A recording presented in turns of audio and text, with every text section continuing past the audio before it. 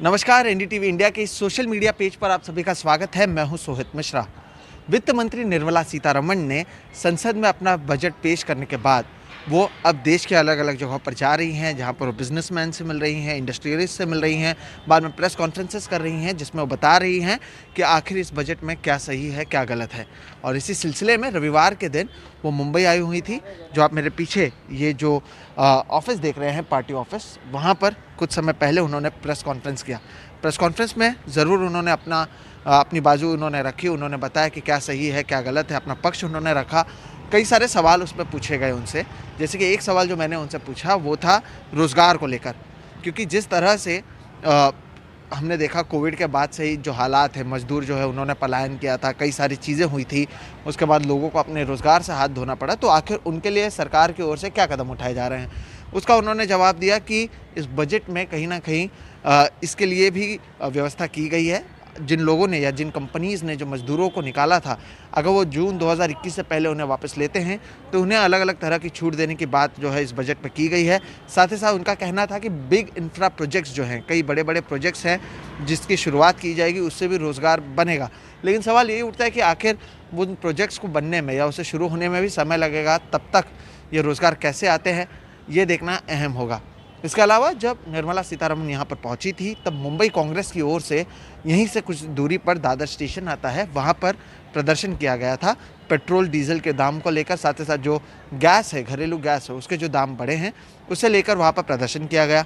ये भी एक सवाल उठता है कि 93 रुपये से ज़्यादा अगर पेट्रोल हो जाता है तो आखिर इसके लिए ज़िम्मेदार कौन है, क्योंकि आम आदमी परेशान है। ये सवाल भी उनसे पूछा गया।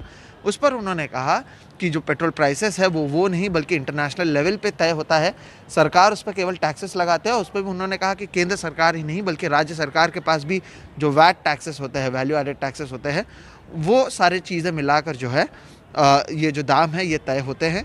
और उन्होंने कहा कि अगर हम केंद्र सरकार की ओर से टैक्स कम भी करें तो ये ज़रूरी नहीं है कि राज्य सरकार टैक्सेस कम करे। तो कहीं ना कहीं गोल घुमाकर इसका जवाब देने की कोशिश की गई और कहा गया कि केवल केंद्र सरकार नहीं बल्कि राज्य सरकार भी इसके लिए ज़िम्मेदार है। लेकिन सबके बीच अगर कोई परेशान है तो वो है आम आदमी, क्योंकि 90 रुपये 93 रुपये से ज़्यादा मुंबई में पेट्रोल की कीमत है। तो ये सारे सवाल उन्हें पूछे गए। उनके यहाँ पर आने से पहले, जैसे कि मैंने कहा, कांग्रेस की ओर से प्रदर्शन किया गया। आपको समझना होगा कि आखिर मुंबई कांग्रेस क्यों ये सब सारी चीज़ें कर रहा है, क्योंकि कांग्रेस की अगर बात करें तो महाराष्ट्र और मुंबई दोनों जगह पर कई सारे बदलाव हुए। महाराष्ट्र कांग्रेस को एक नया अध्यक्ष मिला, मुंबई कांग्रेस को भी नया अध्यक्ष मिला। अगले साल बीएमसी चुनाव होने वाले हैं, जिसमें कांग्रेस ने पहले ही ये ऐलान किया है कि वो इस चुनाव को अकेले अपने दम पर लड़ेंगे और वो ना ही कांग्रेस जो है वो ना ही शिवसेना एनसीपी के साथ में जाएगी। तो उनके सामने जो टक्कर होगी इस चुनाव में वो केवल बीजेपी नहीं बल्कि शिवसेना और एनसीपी भी होगी, क्योंकि शिवसेना एनसीपी ने कहीं ना कहीं गठबंधन की बात आपस में कर ली है। तो कांग्रेस भी चाहती है कि जहाँ से उनकी शुरुआत हुई, क्योंकि मुंबई से ही इंडियन नेशनल कांग्रेस की शुरुआत हुई थी, यहाँ पर वो चाहते हैं कि अपने दम पर वो आएँ। तो इसलिए जो भाई जगताप है, जो मुंबई कांग्रेस के अध्यक्ष बनाए गए हैं, वो भी पूरी तरह से अपनी ताकत इसमें झोंकते हुए नज़र आ रहे हैं और इसलिए आज उन्होंने प्रदर्शन किया। अलग अलग कोशिशें अलग अलग जगह से की जा रही है। तो वहीं बीजेपी भी अपनी ओर से अलग अलग कोशिशें कर रही है और वो भी अपने लोगों को, या जिस तरह से शिवसेना से अलग होने के बाद बीजेपी मुंबई में अपना वर्चस्व बढ़ाना चाहती है, उसके लिए केंद्र से हम देख रहे हैं कि कैसे कैसे सभी मंत्रियों को बुलाया जा रहा है, जबकि बंगाल में दौरा चल रहा है। और जब ये सारी चीज़ें हो रही है तो रविवार के दिन अमित शाह जो हैं गृह मंत्री, वो भी सिंधुदुर्ग दौरे पर हैं। तो कहीं ना कहीं ये स्ट्रैटेजीज़ अलग अलग पार्टियों की ओर से अपनाई जा रही है।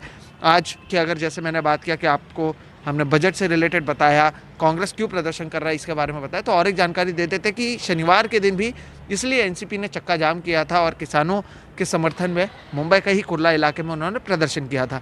तो हर किसी की तैयारी अब बीएमसी चुनाव के लिए शुरू हो चुकी है, क्योंकि ये चुनाव जो है काफ़ी अहम हो जाता है। 25 साल से शिवसेना है इस सत्ता में, यहाँ पर 30,000 करोड़ से ज़्यादा का बजट होता है। इस बार 39,000 करोड़ का जो बजट है वो बीएमसी का है। तो देश की सबसे अमीर महानगर पालिका होने के साथ ही काफ़ी सारे जो पावर है वो बीएमसी के पास होते हैं। बड़े बड़े कंपनीज़ के जो कॉरपोरेट ऑफिसेज होते हैं वो मुंबई में होते हैं, इसलिए हर कोई चाहता है कि बीएमसी में उनका जो वर्चस्व है वो बना रहे। और इसी के सिलसिले में जो है अलग अलग नेता आपको आने वाले दिनों में भी देखेंगे। बहरहाल रविवार के दिन मुंबई में यही सारी चीज़ें हुई है। वित्त मंत्री यहाँ पर पहुँची, उनसे सवाल पूछे गए, उन्होंने अपना पक्ष रखा। पेट्रोल पर उनसे सवाल पूछे गए, कांग्रेस ने प्रदर्शन किया। और अब आगे देखना होगा कि इसके जो जवाब में बीजेपी की ओर से क्या किया जाता है, क्योंकि हाल ही में उन्होंने बिजली के दामों का भी मुद्दा यहाँ पर उठाया था।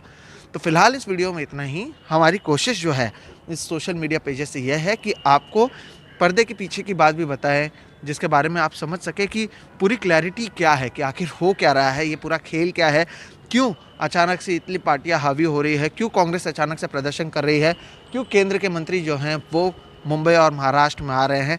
फिलहाल इस वीडियो में इतना ही। मेरा नाम है सोहित मिश्रा, जो कैमरे के पीछे हैं उनका नाम है राजेंद्र दयालकर। कोशिश यही कि आप तक सारी जानकारी पहुंचाई जाए। इस तरह के हम लगातार वीडियोस बना रहे हैं और आने वाले दिनों में भी बनाएंगे। तो अगर आपने अब तक एनडीटीवी इंडिया को यूट्यूब पर सब्सक्राइब नहीं किया है तो आप पहले जाएं, एनडीटीवी इंडिया को सब्सक्राइब करें, बेल आइकॉन दबाएं। इससे होगा ये कि जब भी आप यूट्यूब खोलेंगे, अगर एनडीटीवी इंडिया ने कोई नई स्टोरी हमने हमारे चैनल पर पोस्ट की है तो आपको उसकी जानकारी मिलेगी। बेल आइकॉन की वजह से भी आपको उसकी जानकारी दी जाएगी। साथ ही साथ फेसबुक पर भी अगर आप हैं तो आप एनडीटीवी इंडिया की जो पेज है उससे लाइक कर सकते हैं। इस वीडियो को अपने दोस्तों के साथ शेयर करें, ट्विटर पर हमें फॉलो करें, ताकि आपको ज़्यादा से ज़्यादा जानकारी मिल सके। फिलहाल इस वीडियो में इतना ही। आप देख रहे हैं एनडीटीवी इंडिया। नमस्कार।